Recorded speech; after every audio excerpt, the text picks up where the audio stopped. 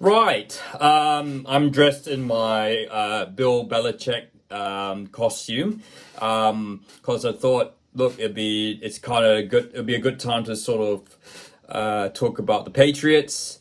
Obviously, a lot's happened. We've had Gerard Mayo sacked only a couple hours after the Patriots' final regular season, which they won against the Buffalo Bills, which fortunately and ultimately I guess it was a win. They won the battle, but they lost the war because they lost the number one draft pick. Although, I'm not sure that is as big a thing as some of the media is making out to be.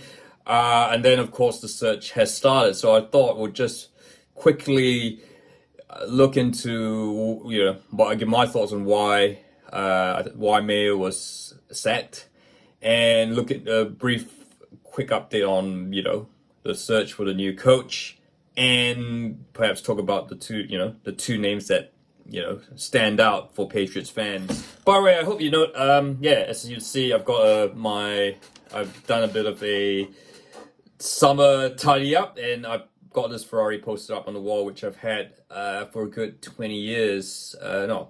Actually 25 years, in fact. It was in my house in Malaysia. That obviously, as it's also know that we sold that house, I hadn't had a chance to put it up. So there you go. So I've certainly tidied it up. Apologies, the Pokemon are just asleep at the moment. I hope you like it, but certainly looks a lot tidier than I think compared to the last video I did. So, okay, we got to talk about Gerard Mayo firstly. It is not while it might seem harsh, when you consider that when Mayo was first announced as head coach of the Patriots, he was one that Bill, had been sort of anointed by Bill Belichick to succeed him. He had been given the blessing by Robert Kraft. I guess the fact, and that's acknowledged by the fact they used the succession rule. They were, I think at the stage at the time when they were looking at head coaches, they were worried that Gerard Mayo might end up signing up another franchise, so that's why they moved, pretty much, they turned oceans and, to get to sign in Gerard Mayo. And I guess there was a lot of controversy, like where's the due process, where's the they seem to have skipped over processes just to get this guy. Did they look at any other people? Due diligence, was that done? I guess you could Kraft would say the due diligence was done when, they could, obviously Mayo was spending a lot of, being Bill Belichick's protege, had spent a lot of time learning under Belichick, started doing some of the things that Belichick had done. And so they could argue the due diligence was done there and they've seen what they liked. But I guess, I've said many times in the past, being a coordinator, offensive, defensive, special teams coordinator is, doesn't prepare, it's partly prepares you for being a head coach. I think, it's like comparing apples and oranges. And, the head coach, you not only have to deal with, you're pretty much, you're doing people management, you're doing politics, but you're also coaching the team. And, I guess for me, Mayo, a great, one of the great Patriots players, won many Super Bowl rings. And even with this, even beyond, despite this failed head time as this brief year as head coach, Gerard Mayo will still be fondly, will be looked at positively by Patriots fans. But look, I guess once he was given the head coaching role, things can, a lot changed. Obviously, they got Drake May in the draft, which was exactly what they wanted. Clearly, with the injuries and all that, and the personnel, the fact they're in the AFC East, which is on paper should be one of the toughest divisions in football, though it doesn't seem to have been the case this season, given how inconsistent and poor the Jets and Dolphins were, it was kind of, everyone was tipping the Patriots to, be in the top three of the draft, and, really should have been the number one draft if they hadn't been the Bengals in the first round, which I guess, kind of nice segue there talking about the Bengals, because I guess they had that surprise win against the Bengals in round one in Cincinnati. Of course, the Bengals, a team that, everyone tipped to make the playoffs, to be Super Bowl contenders. But, the Patriots more than deservedly won that game, and Gerard Mayo was kind of deemed as, okay, maybe we were wrong about this guy, but ultimately, the season hasn't panned out. Lots of talk about, the way Gerard Mayo behaved. Look, I mean, there's the story, like, I was listening to Grossi Perner this morning, and of course, there was mention that, Gerard, while they're traveling between games, Gerard Mayo was playing cards when, a lot of the elite coaches, they spend every waking moment looking at tape and more tape and more tape. Although, I mean, that's Gerard Mayo's way of flexing. That's, I think, it's, not everyone has to be, fully hooked up. Having said that, though, I guess, there have been stories already coming out with Mayo about, his control of the locker room. You had the story, you had the scenes towards the end of the season where, with Tavai sort of, criticizing the fans. Of course, Tavai had been in the, not one of the best discipline records. And I guess, as a defensive mind, a coach who has his background in defense, while the defense has performed as well it could be, it probably should have been better in my opinion. And there were clearly some elements of discipline there. And also comments made by Gerard Mayo about his players, throwing them under the bus, not taking responsibility. It's a bit of a red. It's never a good sign when that. It's never. It's a red flag when that happens. It's never a good sign. It's never a good mark on a head coach when he's throwing players under the bus. So so look, all those things mixed together with the results, and it is perhaps and this real and fact is play calling as well. It is mixed to I guess all those reasons. It is not a surprise that Mayo was fired.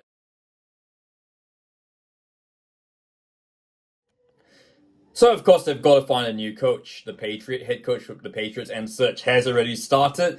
In fact, they have been so open about it that they even put out an announcement that they had interviewed two guys, including Byron Leftwich, who was the former Steelers quarterback, had been mentioned as a future Jaguars head coach at one stage before they got Doug Peterson, but I think has ultimately kind of fallen off the radar. I think maybe they're just saying, yep, they've interviewed them. I'll be shocked if Byron Leftwich got the head coaching role, but we shall see. But there are two names that have obviously been, front and center, I guess, by Patriots fans, by Patriots, by the so-called experts, the armchair experts, including myself. There's Mike Vrabel, of course, who has been working as a contractor for the Cleveland Browns since last year, since he was sacked by the Tennessee Titans. And then of course there's Ben Johnson, who's the current offensive coordinator at the Detroit Lions. And look, you don't need me to explain what Ben Johnson has done at the Detroit Lions, and those two names. Look, there's probably going to be a lot more. There are probably going to be a lot more names as time develops. I imagine they might. I'm thinking while they will want to name someone as soon as possible, I think they will at the same time also want to take time and really get the best person possible. Particularly considering they've got this young quarterback who could be a future Hall of Famer in Drake May, so they need to find someone who will be a good fit for for the organization.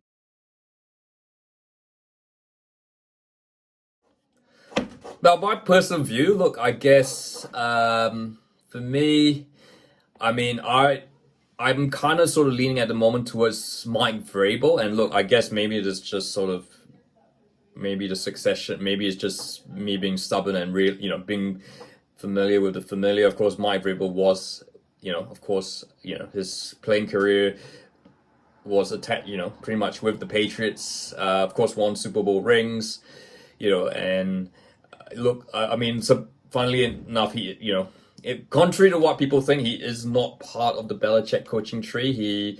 I think he was with Mike Shanahan or somebody like that. He was certainly not part of that Belichick coaching tree, which is kind of possibly a good thing, I guess, because that means he's, I guess you could argue that, yeah, while Vrabel has played, is associated with the Patriots, he is of a different culture, so that could work, but he does know the Patriots culture. He knows I'm sure Robert Kraft and him would have a very good relationship.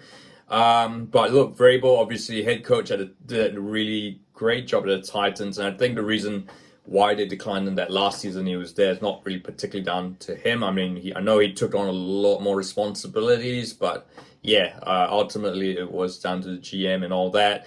And the Titans, let's be honest, yeah, the personnel aren't, once you took out Derrick Henry, the personnel is not really great there.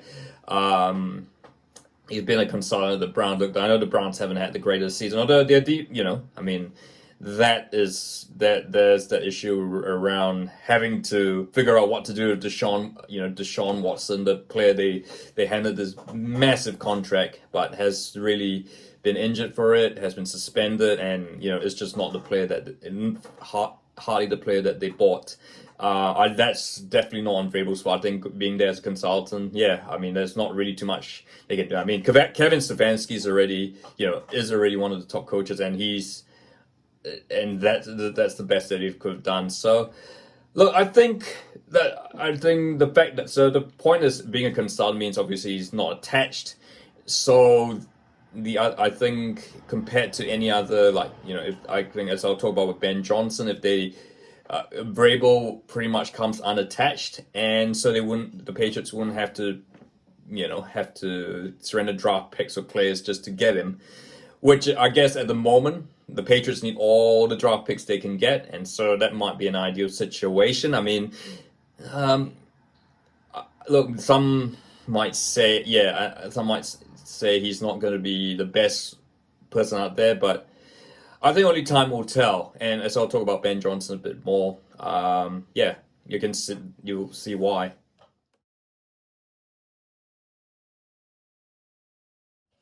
So of course the hottest name out there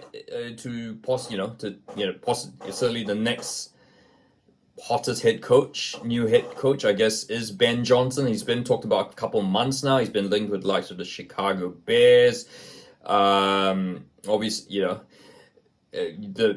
just the amazing amount of work he's done with the Detroit Lions in the last couple of seasons. He's been one of the reasons why they've gone from a perennial losing team to being the number one seed in the NFC. Some might argue favorites for the Super Bowl right now, even with all the injuries that they have to Montgomery, David Montgomery, and all that. The Detroit Lions offense has continued to be the powerhouse it has been. I guess my question marks about Johnson is, of course, if he was to become a head coach in the NFL, this would be his first head coach in any, in his entire coaching career. Of course, he's never done a head coaching role in college and certainly in the pros. So it is this is going to be a bit of a risk. And as I said before, good offensive, defensive coordinators don't automatically become good head coaches. So this is going to be a big challenge. And of course, I think with the Patriots there, there is going to be, with Mayo gone, there's going to be quite a bit of upheaval with the coaching staff. So in terms of Johnson being able to delegate duties, that is going to be quite tricky when there's possibly not going to be much experience. It's a shame that, there's not really a culture in the NFL to say to someone, oh, you're not a good head coach, but we like to keep you. Maybe do you want to step down and be a defensive coordinator? Which could have worked for Gerard Mayo, but that that just doesn't happen in the NFL. That's not you see that more often in Super Rugby. Like you take the Blues for example, when Tano Mungo was the head coach, and then the Blues brought in Leon McDonald, and they ended up swapping roles, and that turned out to work work out much better for the Blues. But yeah, in any case, that is going to be interesting. Like I think bringing Johnson, the idea is that he would be there to help develop Drake May. But obviously, there's going to be, it's not just a QB that wins NFL games. And of course, as we went over the Patriots, there's going to be, they're going to, the whole team, the whole offense pretty much needs a whole rebuild. So there's going to be a lot of work that's going to need to be done. I think they will certainly I like to think they'll give Ben Johnson enough time. A lot of time to, it's going to be a long-term project rather than just expecting to turn the Patriots into, get them back into the playoffs in season 1. But yeah, it is, it is certainly a risk when we've never really seen what he can do with an entire organization. And whereas we have seen that with Vrabel at the Titans. So, and, what Vrabel achieved at the Titans with a front office that was dysfunctional shows what Vrabel can be a very good head coach, and so you can sort of imagine what he can do with a good front office and also an owner that he knows really, really well. So that for me is the reason why I'd take Vrabel over Johnson. I think whoever gets a job, if it's either of those two, I'll be really happy.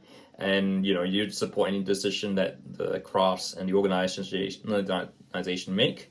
So look, we'll just have to watch and see over the next couple of weeks what happens. But what are your thoughts on the Patriots? What are your thoughts on Mayo being sacked? Was it harsh? Was it right? And who do you think should be the next head coach for the Patriots? And of course, if you like this video, if you like, don't forget to subscribe.